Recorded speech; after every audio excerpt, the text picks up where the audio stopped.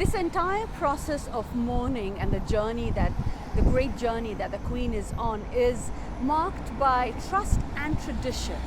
And one of the traditions that's very interesting that I just learned was that the beekeeper, the royal beekeeper, who's 79 years old, had to tell his bees formally in an official manner that the Queen has passed away.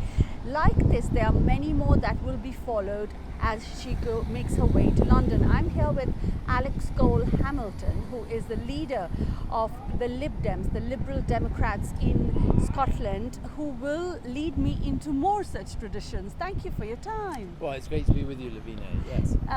Please tell me about these little nuggets of tradition that are very interesting, and why so? Well, you talked about the bees, and I think nobody really remembers why that's an important tradition, but I think it says a lot about British culture that we still hold on to these. We cherish our traditions.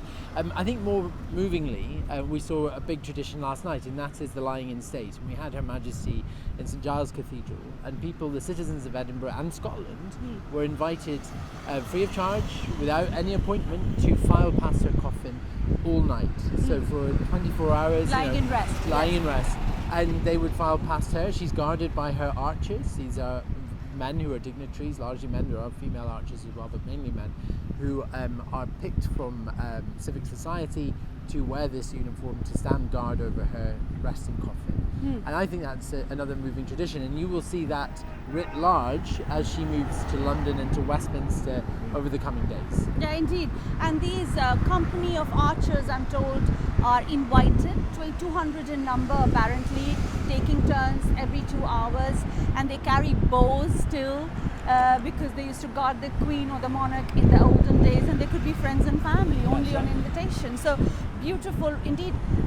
It's not just them as well, Lavina. There's what's called the Knights of the Order of the Thistle, which is another tradition. I actually know some of these guys personally. One of them, Sir David Steele, the former leader of the Liberal Democrats, is a Knight of the Order of the Thistle, and I was sat with him in the church of St Giles yesterday for the service.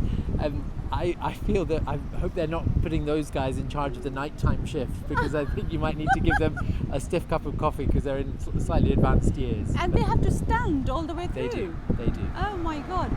Okay, going forward. And actually Princess Anne, or I should say Her Royal Highness Princess Anne, was the first female to stand in guard in the vigil of the princess. Is that right? That's right. And I think that also speaks to the changing monarchy. And I hope, there is a lot of hope and expectation that the reign of King Charles III will be a reforming monarchy, one which dispenses with male patriarchal patronage and has a more egalitarian approach to things.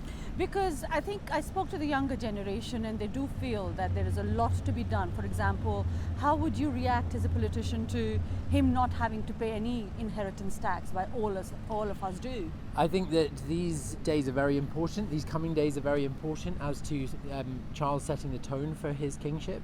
And that I hope, and I know the man personally, having met him several times, I hope and expect that he will want to ensure that there isn't any sort of perception of undue privilege. Of course there is privilege in the monarchy. I mean, he inherits vast titles, estates and the rest of it, but there is no need for that spectacular PR own goal of annoying the public by saying, listen, I'm removed from you, I'm above you, I don't have to pay the taxes that you have to pay. I don't expect he would want anything different than that, to be a bit more of the people.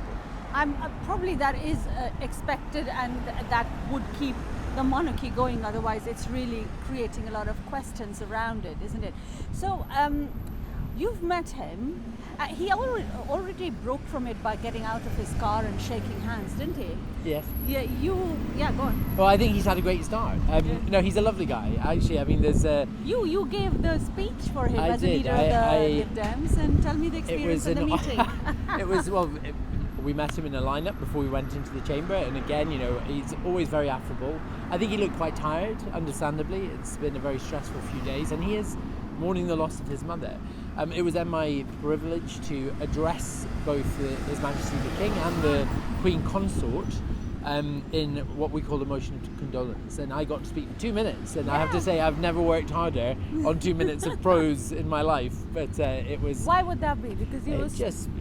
I don't think the cameras of the world seldom are trained on the chamber of the Scottish Parliament, and they were yesterday. Yeah. And we needed to give a good account of ourselves and a good account of Scotland, and I think we've done that. I think it's been shown Scotland to be a very respectful and beautiful country, and I hope that many people will come visit us. Oh, that's brilliant. And on the last bit, what is it, do you think, going forward, the monarchy needs to do in order to remain relevant? Well, a couple of things. Firstly, I think that already people are starting to embrace King Charles. I saw polling today, which has seen a dramatic shift in his favour. People, and if you'd asked anyone 3 weeks ago, will Charles be a good king? It stood about 30%. It's now at 67%. It's huge. So already people are adapting and responding. But I think he needs to do several things. I think we need to remove some of the trappings of power.